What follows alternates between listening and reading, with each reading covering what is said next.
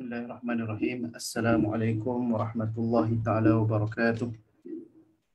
Alhamdulillahirabbil alamin. Wassalatu wassalamu ala sayyidina Muhammad wa ala alihi wa sahbihi ajma'in. Ila hadratin Nabi sallallahu alaihi wasallam. Wa ila sahibi hadzal kitab al-mubarak wa ila al-awliya wal asfiya wal ulama wa jami'il muslimin wal muslimat syai'un lillahi lahum wa lahumul Fatihah. Auzubillahi minasyaitonir rajim. Bismillahirrahmanirrahim. Alhamdulillahirabbil alamin. الرحمن الرحيم مالك يوم الدين إياك نعبد وإياك نستعين اهدنا الصراط المستقيم صراط الذين أنعمت عليهم غير المغضوب عليهم ولا الضالين آمين. بسم الله الرحمن الرحيم الحمد لله رب العالمين نحمده ونستعينه ونستهديه ونستغفره ونتوب إليه ونعوذ بالله من شرور أنفسنا ومن سيئات أعمالنا من يهده الله فلا مضل له ومن يضلل فلا هادي له أشهد أن لا إله إلا الله وأشهد أن سيدنا محمدا عبده ورسوله اللهم صل وسلم وزد وبارك على سيدنا مولانا محمد وعلى آله وصحبه ومن تبعهم بإحسان إلى يوم الدين قال رب اشرح لنا صدورنا ويسر لنا أمورنا واحلل عقدة من ألسنتنا يفقهوا قولنا اللهم أخرجنا من ظلمات الوهم وأكرمنا بنور الفهم وافتح علينا بمعرفة العلم وسهل أخلاقنا بالحلم واجعلنا ممن يستمعون القول فيتبعون أحسنه آمين يا رب العالمين. أما بعد. Tuan-puan, sidang penonton, hadirin muslimin muslimat yang dirahmati oleh Allah Subhanahu wa taala sekalian. Tuan-tuan guru, para asatizah yang mendengar semua, alhamdulillah, syukur pada Allah Subhanahu wa taala dapat kita meneruskan lagi pengajian tafsir Al-Jalalain kita pada malam ini. Insya-Allah mudah-mudahan diberkati oleh Allah Subhanahu wa taala dan diberikan taufik untuk kita meneruskannya sehingga kita khatam insya-Allah. Baik. Tuan-puan yang dirahmati Allah, kita telah selesai pada pertemuan kita sebelum ini dalam menghuraikan tentang tafsir bagi surah Al-Fatihah. Dan pada malam ini insya-Allah kita akan sambung lagi tentang tafsir surah yang berikutnya setelah surah Al-Fatihah, iaitu surah Al-Baqarah. Dan kita telah sebutkan sebelum ini bahawasanya surah Al-Baqarah ini adalah surah yang dimulakan penulisannya oleh Al-Imam Jalaluddin As-Suyuti. Dan surah Al-Fatihah yang sebelum ini itu ialah tafsiran yang ditulis oleh Al-Imam Al-Mahalli. Kerana Al-Imam Al-Mahalli menulis tafsir Al-Jalalain ini, Jalalain kerana Jalaluddin Al-Mahalli dan Jalaluddin As-Suyuti. Al-Imam Al-Mahalli menulis bermula daripada surah Al-Kahfi sehingga habis surah An-Nas, kemudian dimulakan pula dengan surah Al-Baqarah, kemudian beberapa ayat daripada surah Al-Fatihah dan beberapa ayat daripada surah Al-Baqarah. Kemudian Al-Imam Al-Mahalli tidak sempat untuk menghabiskan penulisan tafsirnya dan beliau wafat. Dan tafsir ini disambung penulisannya oleh seorang ulama yang sangat besar, iaitu Al-Imam Jalaluddin As-Suyuti, Abdul Rahman As-Suyuti, yang menulis tafsir bermula daripada surah Al-Baqarah dan menghazafkan tafsir Al-Imam Al-Mahalli pada surah Al-Baqarah. Oleh sebab itu, surah Al-Baqarah tafsiran Al-Imam Al-Mahalli tidak disebutkan dalam nuskah-nuskah yang matbu' lah. Tidak disebutkan tafsir Al-Imam Al-Mahalli pada surah Al-Baqarah. Jadi hari ini insya-Allah kita akan mula membaca tafsir surah Al-Baqarah yang ditulis oleh Al-Imam Jalaluddin As-Suyuti rahimahullah wa radiya anhu wa ardah. Qala al-musannifu rahimahullah wa nafa'ana bi'ulumihi wa ulum syaikhina fid dharain amin. Suratul Baqarah madaniyatun mi'atani wa sittun aw sab'un wa thamanuna ayatan. Baik. Jadi surah Al-Baqarah ialah dinamakan nama surah ini dengan namanya surah Al-Baqarah. Dan apakah maksud surah? Surah itu diambil daripada perkataan sur, surnya maksudnya pagar. Kemudian surah itu bermaksud beberapa ayat-ayat yang ada awal dan akhirnya yang membentuk satu surah. Dan Al-Baqarah ialah nama yang diberi kepada surah ini. Dan nama itu disebutkan oleh Nabi SAW dalam hadis-hadis yang sahih. Antaranya Nabi SAW menyebutkan man qara'al ayatain fi akhir suratil Baqarah kafatah. Sesiapa yang membaca dua ayat pada akhir surah Al-Baqarah maka akan mencukupi untuk dia. Sebab itu dua ayat terakhir amanah Rasul sampai habis itu kita jadikan sebagai wirid. Wirid lepas sembahyang, wirid sebelum tidur dan sebagainya. Kerana Nabi kata kafatah, dia akan mencukupinya daripada perkara yang dapat memudaratkannya. Sebab itu kita baca amanah Rasul sehingga habiskan hadis ini. Jadi nama suratul Baqarah itu diberikan oleh baginda Nabi Muhammad SAW. Dan mengapakah? Apakah signifikan? Apakah munasabah diberikan nama surah ini dengan nama Al-Baqarah? Al-Baqarah maksud di lembu betina. Kerana disebutkan dalam surah ini satu kisah yang berlaku pada zaman Nabi Musa AS berkaitan dengan Bani Israel yang tidak mahu untuk menyembelih Al-Baqarah dengan memberikan pelbagai alasan kepada Nabi Musa AS. Jadi itu berkait dengan satu ayat, satu sekumpulan ayat, satu kisah dalam surah Al-Baqarah yang menyebut berkaitan dengan lembu betina yang tidak mahu disembelih oleh Bani Israel. Dan jika kita melihat kepada surah ini, surah ini dua juzuk, bermula dengan sayaku, dua juzuk, kemudian sampai tiga juzuk setengah surah ini. Juzuk yang pertama banyak menyebut berkaitan dengan yang pertamanya kalau dibahagi oleh Syekh Dr. Muhammad Abdul Darras, kata beliau, surah ini dibahagikan mengikut beberapa pembahagian. Pembahagian yang pertama, surah ini menceritakan pada ayat pertama sehingga ayat ke-20 berkaitan dengan Al-Quran. Yang pertama disebutkan tentang sifat Al-Quran. Ada dua sifat Al-Quran yang disebutkan atau tiga sifat Al-Quran yang disebutkan di permulaan surah. Kemudian disebutkan tentang tiga interaksi manusia terhadap Al-Quran. Apabila disebutkan sifat Al-Quran, kemudian reaksi manusia daripada Al-Quran itu ada tiga. Yang pertama muttaqin, yang kedua kafirin, yang ketiga munafiqin. Itu sehingga ayat ke-20. Kemudian kata Al-Syekh Muhammad Abdul Darras, setelah ayat ke-20, ayat ke-1, ya ayuhan nasu ubudu, itu adalah permulaan Allah Subhanahu wa taala ingin berinteraksi dengan semua manusia. Ya ayuhan nas ubudu, beribadahlah kamu kepada Tuhan kamu. Itu permulaan Allah Subhanahu wa taala berdakwah kepada seluruh manusia untuk menyembah Allah Subhanahu wa taala. Kemudian diteruskan surah ini dengan menceritakan beberapa kisah-kisah yang dimulakan dengan kisah Nabi Adam AS dan kisah-kisah Bani Israel. Dan kemudian pada juzuk yang kedua, Allah Subhanahu wa taala memfokuskan berkaitan dengan pensyariatan hukum syarak. Jadi surah ini kita mungkin boleh bahagikan yang mengikut Syekh Muhammad Abdul Darras kepada yang disebutkan muqaddimah tentang Al-Quran, kemudian tentang hal ehwal manusia yang Allah SWT seru manusia supaya beribadat kepada Allah, dan juga beberapa kisah-kisah para nabi. Kemudian perkara kedua yang penting yang disebut dalam surah ini sebahagian besar, bahagian kedua ialah berkaitan dengan hukum-hukum syarak.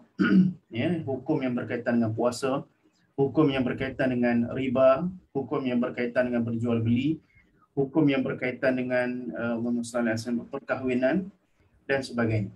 Jadi insya-Allah semua perkara itu yang kita akan cuba untuk membacanya, mengkajinya ya daripada kitab tafsir Al-Jalalain insya-Allah.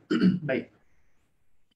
Jadi surah Al-Baqarah ini madaniyah, bermaksud surah ini diturunkan selepas hijrah. Ya, mengikut pendapat yang rajih yang mengatakan maksud madaniyah ialah surah yang diturunkan selepas hijrah walaupun bukan diturunkan di Madinah. Ya, kerana ada surah ini yang diturunkan di Mekah. Ya, ketika Hajjatul Wada. Baik. Jadi surah ini ialah surah madaniyah dan juga ialah surah yang pertama diturunkan di Madinah. Ya, surah Al-Baqarah ialah surah yang pertama diturunkan di Madinah. Ya, sebab itu para sahabat di kalangan Ansar diberi gelaran oleh baginda Nabi SAW sebagai ahlu suratil Baqarah, sebagai ahli ataupun orang yang berkeahlian dalam surah Al-Baqarah. Kerana orang Ansar ini ya mula-mula sekali surah yang turun kepada dia ialah surah Al-Baqarah. Jadi seolah-olah ya surah Al-Baqarah ini ialah surah yang pertama yang ditujukan kepada mereka di kalangan orang Ansar. Jadi mereka sangat gembira dengan gelaran yang diberikan oleh baginda Nabi SAW itu ialah ahli suratul Baqarah. Dan suratul Baqarah ini Allahumma salli ala sayyidina Muhammad mempunyai banyak fadilat-fadilat yang disebutkan dalam hadis-hadis Nabi SAW. Seperti mana Nabi SAW sebut dalam sebuah hadis yang sahih, la taj'alu buyutakum maqabira. Jangan jadikan rumah kamu sebagai perkuburan. Sesungguhnya syaitan tidak akan masuk dalam rumah yang membaca padanya surah Al-Baqarah. Kerana itu surah Al-Baqarah dijadikan sebagai ruqyah syar'iyah. Baik, insya-Allah kita akan masuk pada ayat dalam surah Al-Baqarah. Bismillahirrahmanirrahim. Perbahasan berkaitan dengan Bismillahirrahmanirrahim kita telah sebutkan dalam surah Al-Fatihah yang sebelum ini. Cuma Bismillahirrahmanirrahim ini ya adalah ayat dalam surah Al-Fatihah dan disebutkan di permulaan semua surah kecuali surah Bara'ah. Surah Bara'ah tidak disebutkan Bismillahirrahmanirrahim dan itu yang kita ambil daripada Nabi Muhammad SAW.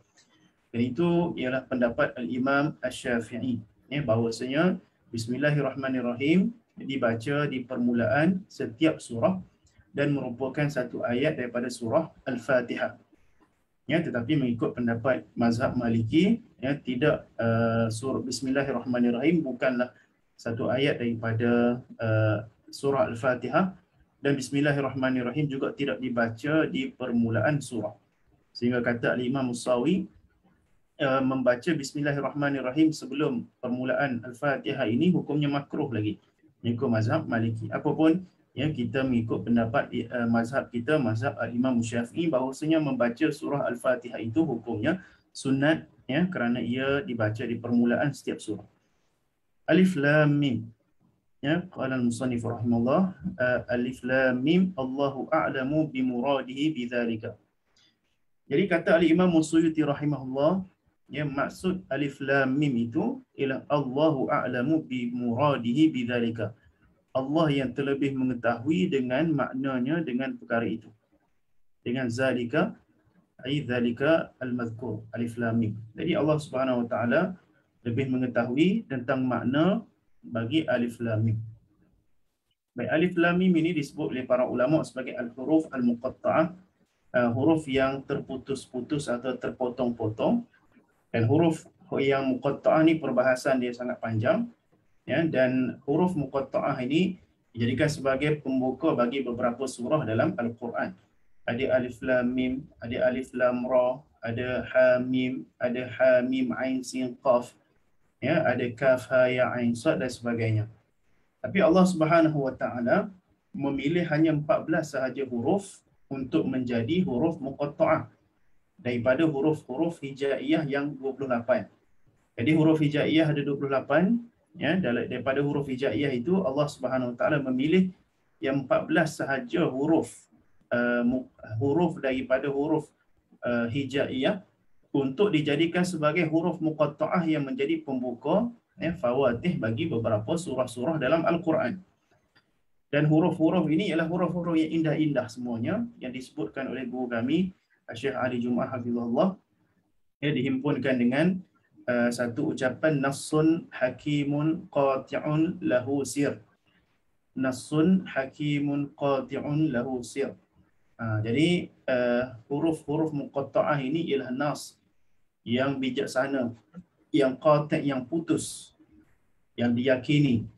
Lahu sir, padanya ada rahsia. Pada huruf-huruf yang menjadi permulaan beberapa surah ini ada rahsia. Lahu sir.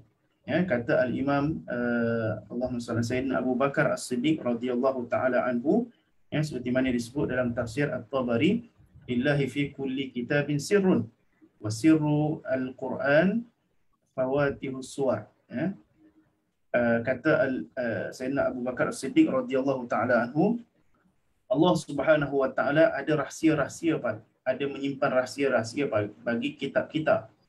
Dan rahsia bagi Al-Quran, kitab yang diturun kepada Nabi Muhammad sallallahu alaihi wasallam ini, ialah terdapat dalam huruf-huruf muqatta'ah ini. Sebab itu tuan-puan yang dirahmati Allah, huruf-huruf muqatta'ah ini tidak boleh kita sia-siakan. Tidak boleh untuk kita kata huruf ni tak ada makna, tak ada gapo huruf ni. Kita kata huruf ni tidak ada makna. Sebab itu para ulama dalam mentafsirkan huruf muqatta'ah ini terlampau banyak aqwal, perbezaan pendapat dalam mentafsirkan apakah yang maksudkan dengan alif lam mim. Sehingga disebutkan oleh al-Imam Ibnu Ashur, Muhammad At-Tahir Ibnu Ashur, dalam kitabnya At-Tahrir wa Tanwir, ada lebih 20 makna bagi alif lam mim. Ada lebih 20 makna bagi alif lam mim. Sebab itu huruf-huruf ini boleh jadi kita jadikan sebagai zikir. Ada setengah ulama, antaranya al-Imam Musyadiri rahimahullah, menjadikan hizib baharnya ada huruf muqatta'ah ini, ha mim ain sin qaf, kaf ha ya ain sin qaf, yasin, disebutkan dalam hizib bahar. Dan disebutkan juga oleh para ulama yang lain, menjadikannya sebagai satu zikir.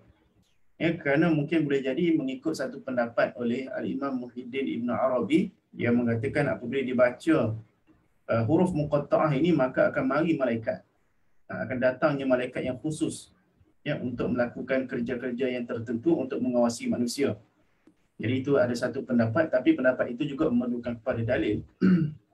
Jadi kebanyakan daripada pendapat-pendapat yang diberikan oleh para ulama berkaitan dengan huruf muqatta'ah ini tidak ada sandaran yang jelas. Oleh sebab itu pendapat yang masyhur dan yang rajah dalam mentafsirkan huruf muqatta'ah ini ialah yang disebutkan oleh al-Imam Suyuti tadi, bahawasanya Allahu a'lamu bimuradihi bidzalika. Allah yang lebih mengetahui tentang kehendak Allah Subhanahu wa taala pada huruf muqatta'ah tadi. Jadi al-Imam Suyuti menjadikan tafsiran huruf muqatta'ah itu ialah daripada perkara yang mutasyabih. Perkara yang mutasyabih lawannya perkara yang muhkamat. Perkara yang mutasyabih bermaksud perkara-perkara yang tidak ghairu bayyin, yang tidak jelas dalam Al-Quran. Jadi ada perkara-perkara yang tidak jelas dalam Al-Quran, ada perkara-perkara yang jelas dalam Al-Quran. Minhu ayatun muhkamatun wa ukharu mutasyabihat. Fa ammal ladzina fayaquluna amanna bihi kullun min indi rabbina. Jadi orang-orang yang beriman, warasikhuna fil ilmi, orang-orang yang rasikh ilmunya, bila bertemu dengan ayat-ayat mutasyabihat ni, mereka berkata amanna bihi kullun min indi rabbina. Kami beriman dengan dia, kami amiruha kama jaa, kami hanya menyebutkan ayat itu seperti mana yang Nabi sallallahu alaihi wasallam sebut, tanpa kita mentafsirkannya. Kita hanya beriman kepada huruf-huruf muqatta'ah ini tanpa mentafsirkannya. Jadi itu ialah mazhab salaf dalam memahami ayat mutasyabihat. Dan al-Imam Suyuti dalam mentafsirkan alif lam mim memilih jalan untuk beriman kepada ayat ini tanpa mentafsirkannya. Adapun tuan-tuan yang dirahmati Allah, ada di kalangan para ulama yang mentafsirkan apakah maksud bagi alif lam mim. Kerana alif lam mim ini ialah huruf-huruf yang tidak pernah disebut oleh orang Arab. Orang Arab ni kaya dengan perbendaharaan syair atau kaya dengan bahasa mereka. Ya, syair mereka sangat sangat indah, sangat hebat. Ya, tetapi tidak ada dalam syair-syair orang Arab ni huruf-huruf yang diletak begitu. Ya, yang diletak seperti kalau orang putih ada. Ya, kalau bahasa apa kalau tulisan Rumi ni ada. Contoh kita kata apa ya? Contoh kita kata kalau di Kelantan ni SMO, Syarikat Muda Osman, tapi orang yang tak tahu SMO dia tak tahu. Contoh kalau orang di Pahang tu dia ada TF. TF tu saya pun tak tahu. Pasaraya yang besar di Pahang TF atau TMG. TMG ada nama Kelantan. Jadi kadang-kadang huruf tu kita tak tahu yang merujuk kepada perkataan apa. Ya, kerana digunakan dalam bahasa Inggeris singkatan-singkatan begitu.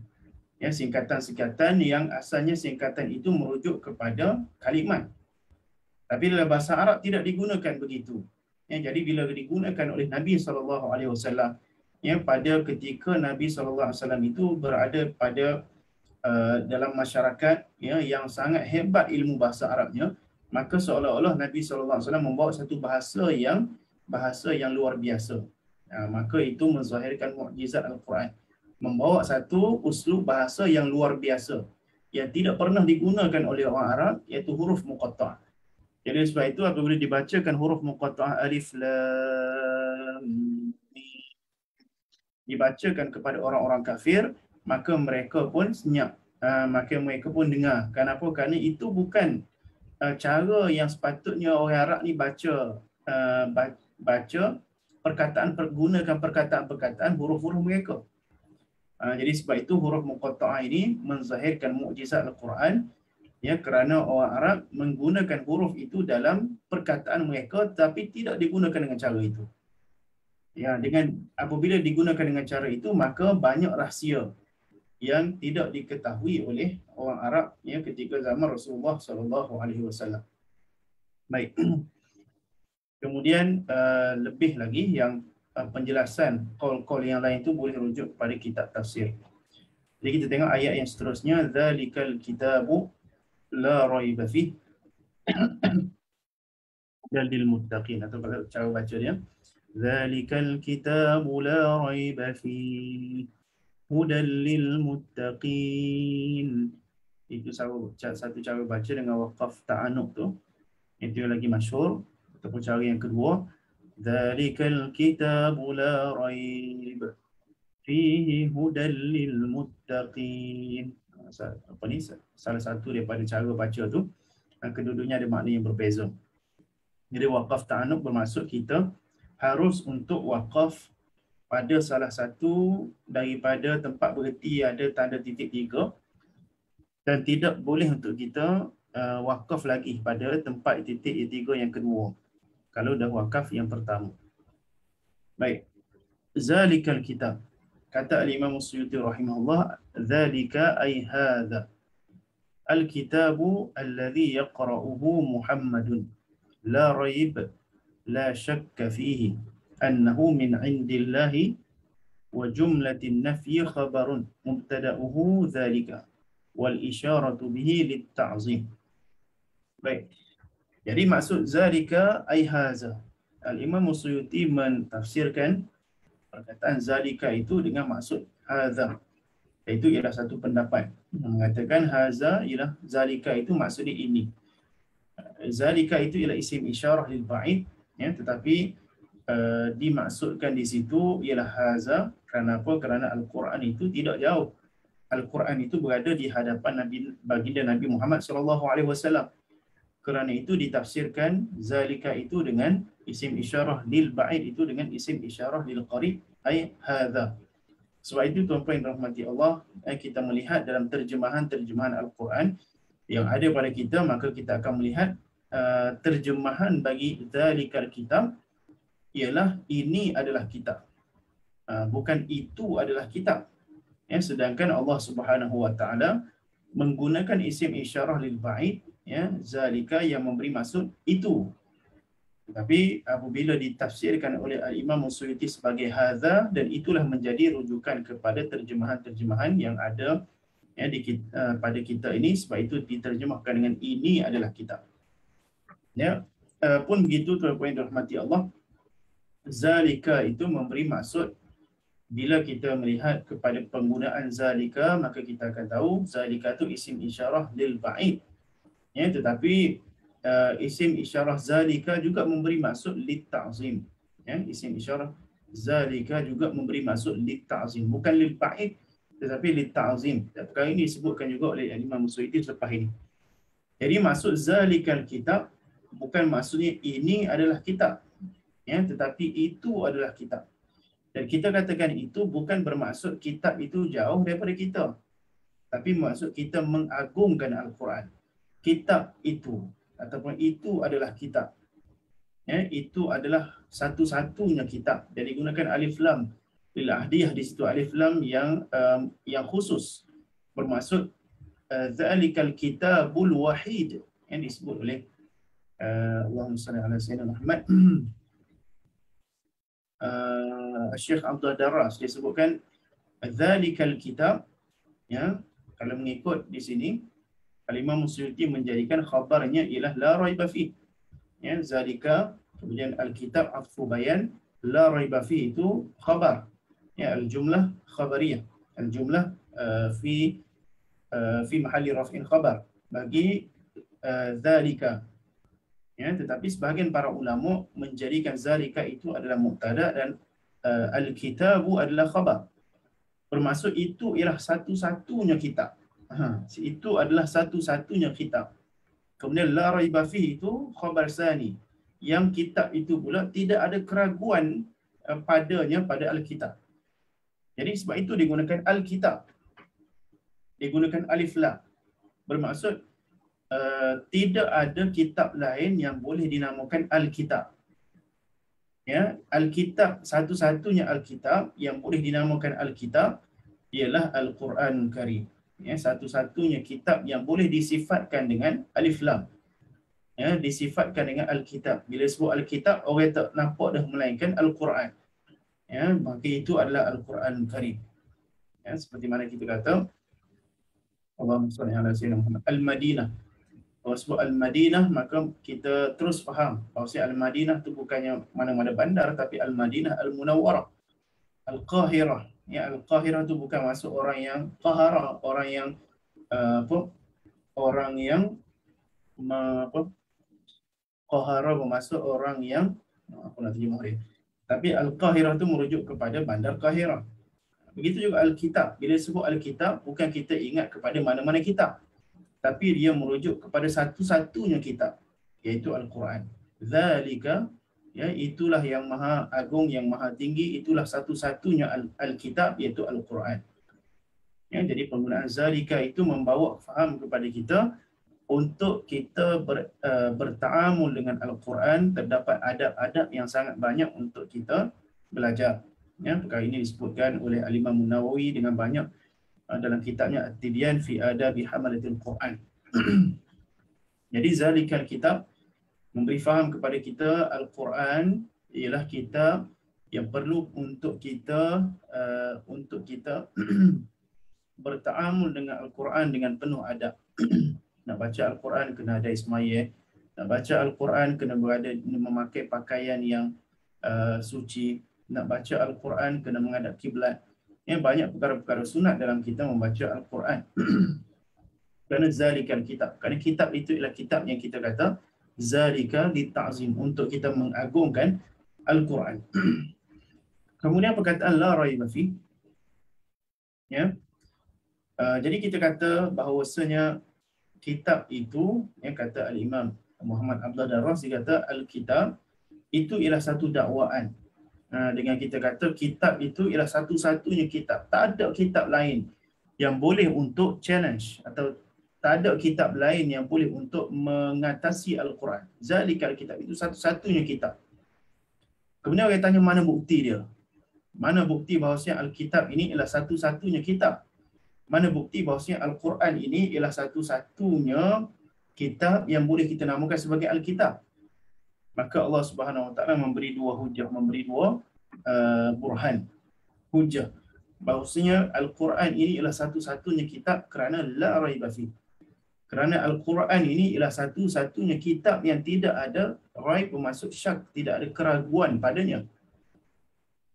Ya, tidak ada keraguan padanya, bermaksud kata sebagian para ulama mengikut hakikat yang sebenar, tidak ada keraguan.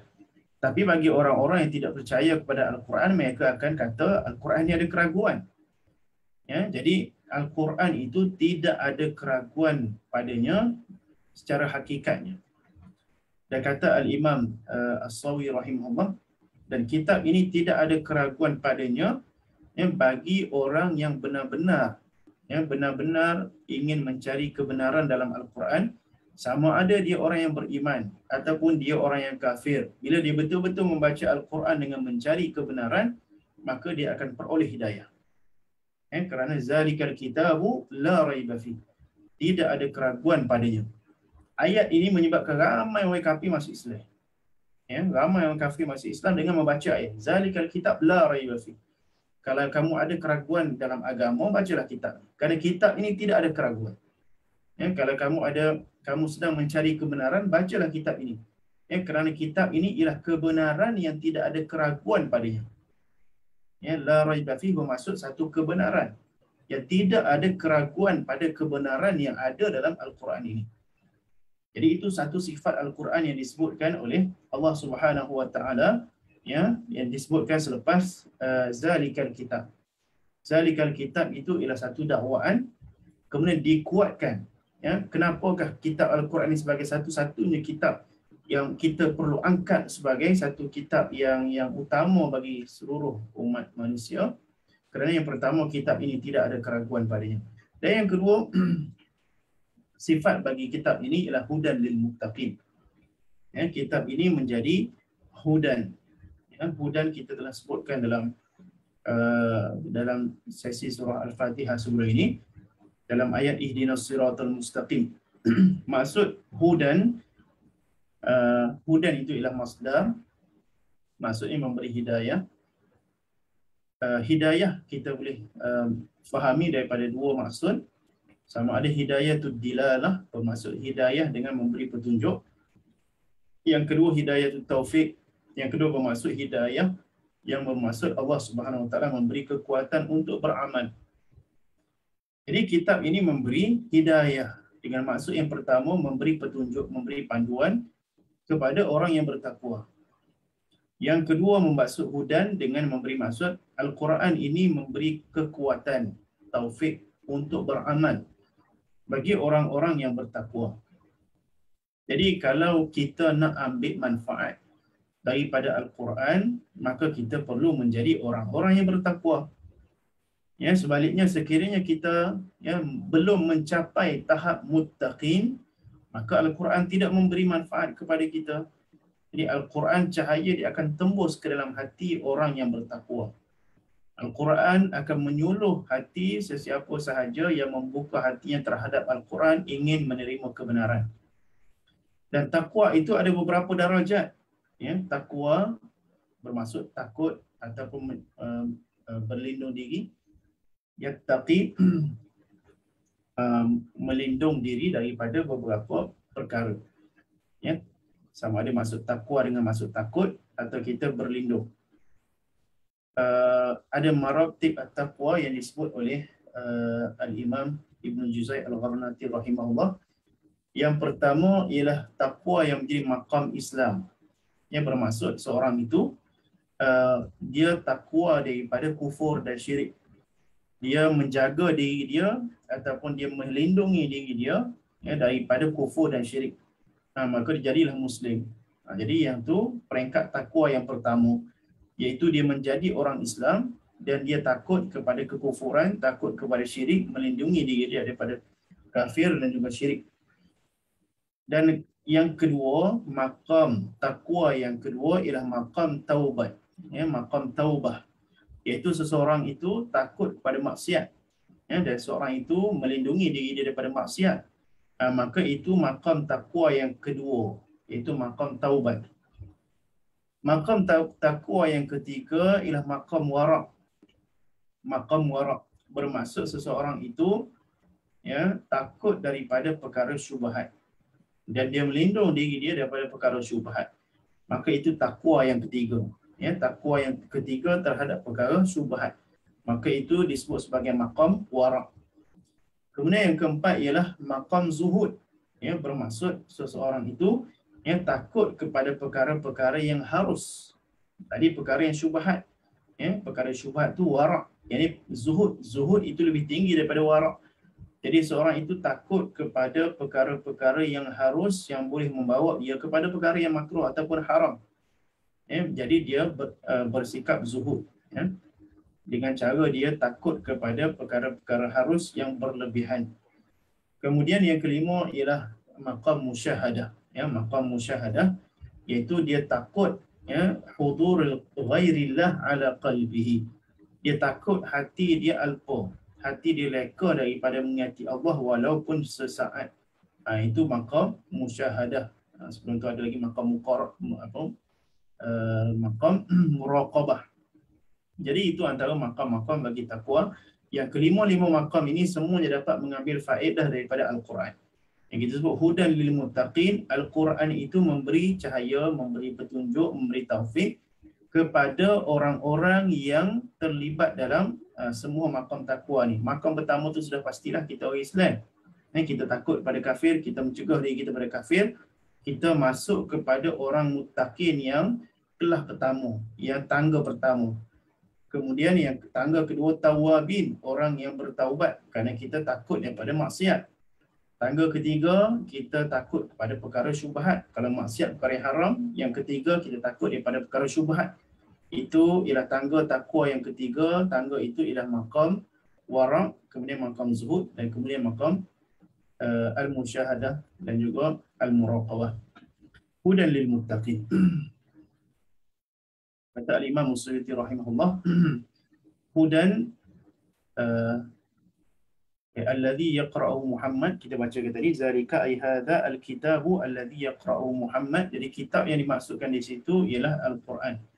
Walaupun disebutkan yaqra'uhu Muhammad kerana kitab Al-Quran masih tidak dihimpunkan pada zaman Nabi SAW. Tapi dibaca pada zaman Nabi SAW dan ditulis secara berselerakan. Kemudian Al-Quran itu dihimpunkan pada zaman Sayyidina Abu Bakar As-Siddiq radhiyallahu taala anhu. Jadi ayat yang mengatakan zalikal kitab itu memberi isyarat bahawasanya Al-Quran itu akan dihimpunkan dalam satu kitab selepas daripada zaman Nabi Muhammad SAW. La raiba bermaksud la syakka fihi annahu min indillah. Jadi tidak ada keraguan padanya bahawasanya Al-Quran ini ialah daripada Allah. Jadi tidak ada keraguan bahawa Al-Quran itu turun daripada Allah, bukan daripada Muhammad, bukan daripada khayalan Muhammad seperti mana disebut oleh orientalis. Baik, wa jumlatun nafi khabarun. Jadi jumlah la raiba fihi itu ialah khabar kepada mubtada zalika. Wal isyarah, isim isyarah zalika itu litta'zim seperti yang kita sebut tadi.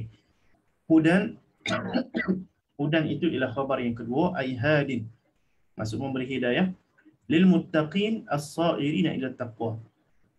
Jadi Al-Quran itu memberi hidayah kepada orang yang akan menjadi orang yang bertakwa, dengan dia bimtithalil awamir wa ijtinabin nawahi, dengan dia melakukan arahan-arahan, perintah-perintah, dan dia meninggalkan larangan-larangan, dittiqaihim bidzalikan nar, untuk melindungi diri mereka dengan perkara itu yang mereka lakukan itu daripada azab api neraka. Jadi ini peringkat takwa yang keberapa tadi? Yang Islam. Kemudian yang kedua lah, peringkat takwa yang kedua, iaitu menjaga diri daripada melakukan perkara-perkara yang haram. Jadi orang ini akan mendapat manfaat daripada Al-Quran. Jadi insya-Allah kita rasa tak ada ni nak sambung ayat ketiga dan sehingga kelima. InsyaAllah kita sambung minggu depan lah. Alladzina yu'minuna bil ghaibi wa yuqimuna as-salah wa mimma razaqnahum yunfiqun walladzina yu'minuna bima unzila ilaika wa ma unzila min qablika wa bil akhirati hum yuqinun ulaika ala hudan min rabbihim wa ulaika humul muflihun. itu adalah sifat-sifat kepada muttaqin yang setelah Allah SWT menyebutkan uh, menyebutkan sifat Al-Quran, zalikal kitab, sifat yang pertama ialah Al-Quran ini ialah Al-Kitabul Wahid, satu-satunya kitab, the only book, satu-satunya kitab. Kenapa dia satu-satu kitab yang istimewa? Kerana zalikal kitab ialah al-haqqu la raiba fi yang benar, yang tidak ada keraguan padanya.